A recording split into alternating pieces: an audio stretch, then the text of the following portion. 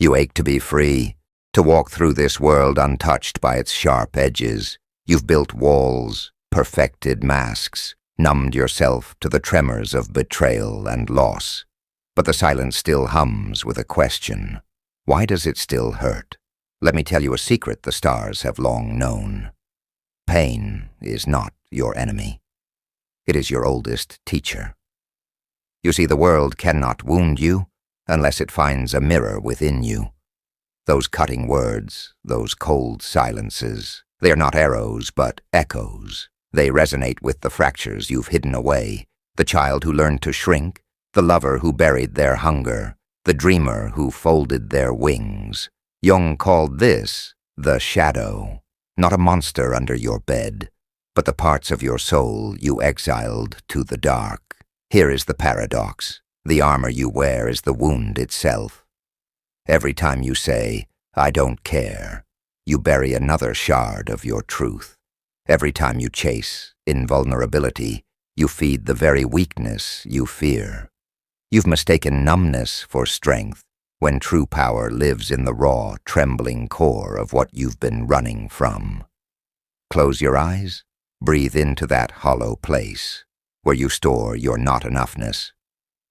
Feel how it pulses. That is not brokenness. It is a drum beat, an invitation the mystics knew. To stop bleeding, you must first touch the fire. Your pain is not random. It is a map written in the language of your deepest self. That sudden rage when they dismiss you, it whispers of boundaries you abandoned, the grief that clenches your throat at midnight. It hums an old song of love you thought you'd forgotten. These are not flaws to fix, but sacred texts to decipher. Jung spoke of individuation, not the perfection the world demands, but the alchemy of gathering your scattered pieces. Imagine holding your tenderness and your fury in the same palm. Picture kneeling before your shame and saying, "You too belong to me." This is how warriors are forged, not in battle but in the quiet revolution of embracing what is. Let me tell you about the phoenix. It does not rise despite the flames, but because of them. Your healing will not come from avoiding the burn, but from letting it transmute you.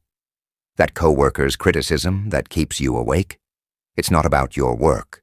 It's a key rattling in the lock of a door you sealed long ago. Walk through.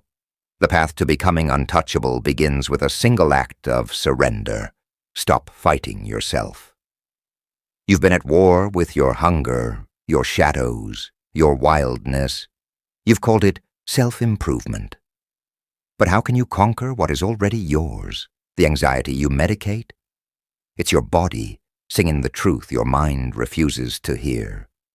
The loneliness that clings like smoke. It's your soul begging you to come home. There is a story etched in your bones, one older than your traumas, deeper than your fears. It tells of a self that cannot be harmed, because it has already died and been reborn 1,000 times. Jung saw it. I am not what happened to me. I am what I choose to become. But here is the sacred twist. Your choosing is not control. It is communion. When the criticism comes, ask, what ancient hurt does this touch? When abandonment stings, whisper, whose voice from the past is really speaking? This is how you disarm the world, not by building higher walls, but by illuminating the battlefield within. The poet Rumi wrote, "Your task is not to seek love, but to seek and find all the barriers within yourself you've built against it. Replace love with peace, power, purpose. The truth remains. Freedom lives in the ruins of the masks you've worn. You want to be untouchable? Then let every hurt be your guru. Let rejection carve you into something more fluid than stone. Let betrayal strip you bare until you stand naked, unashamed of your scars. They are not proof of damage, but hieroglyphs of survival. This is the mystic's path. 1. Sit with your shadows. They hold your unlived life. 2. Let pain be the scalpel, not the sentence. 3. Wear your tenderness as armor.